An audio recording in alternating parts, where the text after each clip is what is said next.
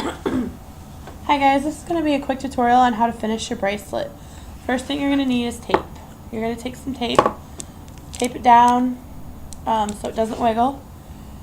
This is the end I started with. I untied it, is the part that was tied at the top. This is where I started the bracelet, going this way. So what I did was I separated the 18 threads into half, and then I just braided them. Also, I braided, if you can see the brown, I braided the initial starting thread in with these just because there's nothing to tie it to that's close. You'll see what I mean in just a minute. Okay, so I'm going to flip it around and do the other side, which you'll get to see, provided my camera doesn't get stupid. Okay. Try that on. So I have my scissors here. The first thing you want to do is get these threads out of the way that are not background threads. Alrighty, so we've gotten all of these out of the way. Then you can, the last one, this is the last one. What I mean by that is it's your ending thread. Just like we had a starting thread, on that end we have an ending thread. That one you can leave. So just brush everything else forward. Okay, so you have your ending thread and you have your 18. You want to trim them. I'm trimming them long enough that when I braid them I have something to grip. So you want to split them in half. You can count them if you want to be anal about it.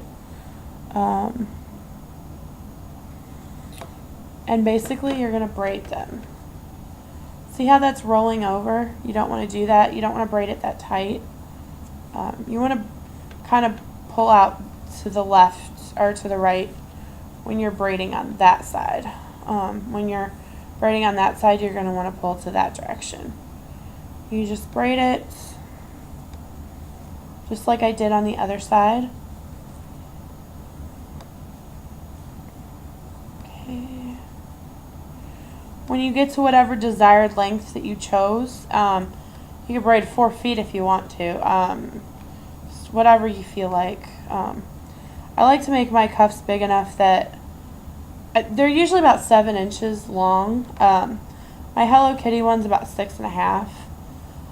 But when you make them like this, they're long enough that people with bigger wrists can fit them, and people with smaller wrists. I don't like making them too small, but I also don't like making them so large that when you tie them, they have to overlap.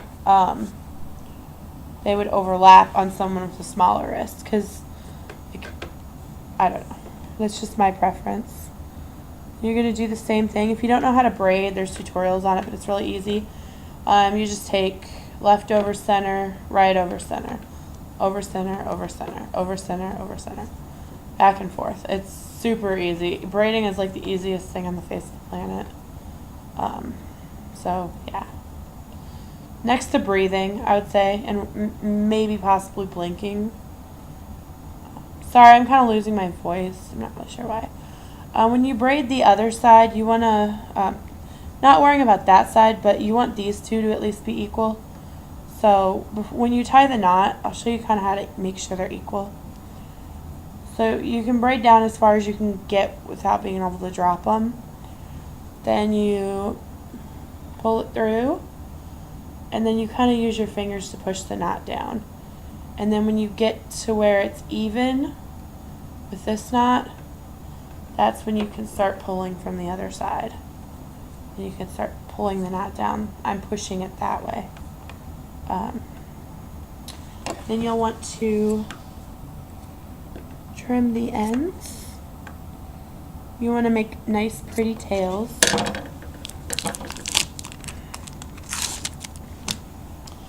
I'm going to do the same on this side.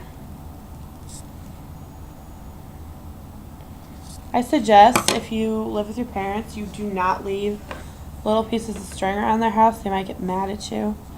As far as these strings on the back are concerned, Where'd my piece of tape go? I'm going to tape it down just to keep it from wiggling. But you want to cut them to where they're about 1.5 inches long. Kind of trim them like you're trimming hair, I guess. And I'll show you what to do next. Just to get them to a shorter, like, you'll have to kind of separate them before you cut them, or you might cut some of them too short. I might accidentally do that just to show you what to do if it happens. But yeah, you basically just cut them like that. And then what I like to do, and it's up to you what you decide to do, is I like to tie them. I take 2 pieces that are close to each other, and I just tie them twice like that, just like you're tying a regular old knot.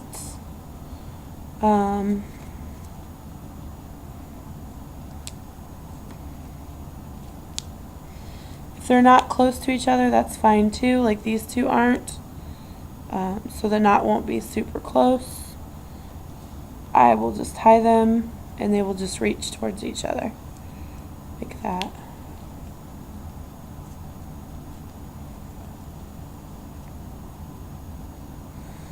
Man, it's really hard to see what I'm doing like this. And just keep tying them until you get them all tied, basically, is what you're going to do. If you use, like, I just used this brown one to tie that black one, and now I'm using the brown one to tie the brown one, that's fine. You can use each one more than once. It doesn't really matter. This is just basically a way to secure the loose threads, and we're going to also glue them, but this is just something I like to do to make sure that they don't come loose. No one ever told me to do this. It's something I just do. So you can make that decision on your own, I guess.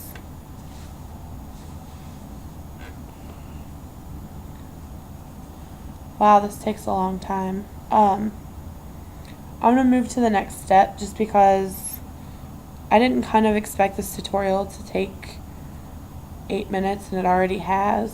So I'm going to show you the next step. After you get them tied, see these ones are already tied, you're going to trim them down to where they definitely do not hang over the edge of the bracelet. See that? You want to leave just a little bit of thread. I'm not going to do these yet because I still might need to tie them some more, but so we're working with these ones up here. See how they're all short now, just like the ones on the bracelet I showed you in the tutorial. You're going to take some glue all or school glue, any kind of glue that's for fabric or that works with fabric and dries clear. It doesn't have to be real strong glue. This stuff works great.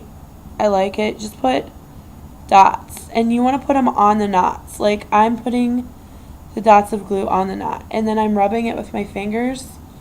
The glue won't go to the other side, especially if you rub it. And when I rub it with my fingers, I like to rub it over the strings. Like I'm rubbing it over the loose strings. And I do that because it kind of holds them down. Like imagine a little bit of glue sticking the back of the string to the back of the bracelet. Is basically what I'm doing. If you want to put a little bit on the zigzags, you can. It's not going to help anything. It's not going to hurt anything.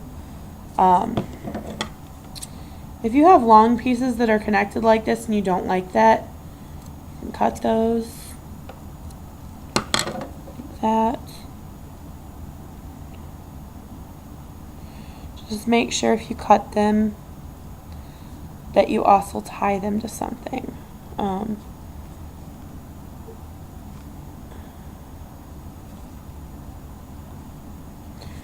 My fat fingers won't let me tie this in this position.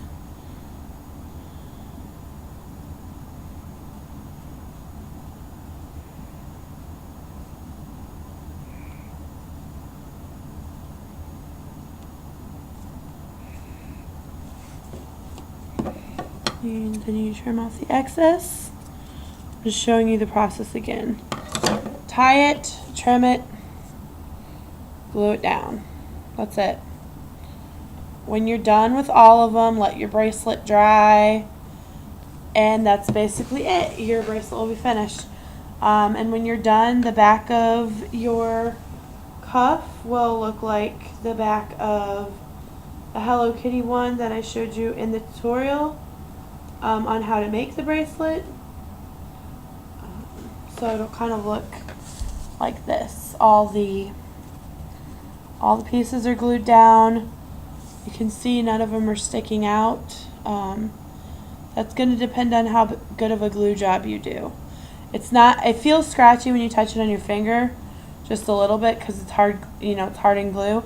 But I guarantee you when you put it on, you don't feel it. So it's not going to ruin the quality of your bracelet or anything like that. Alright?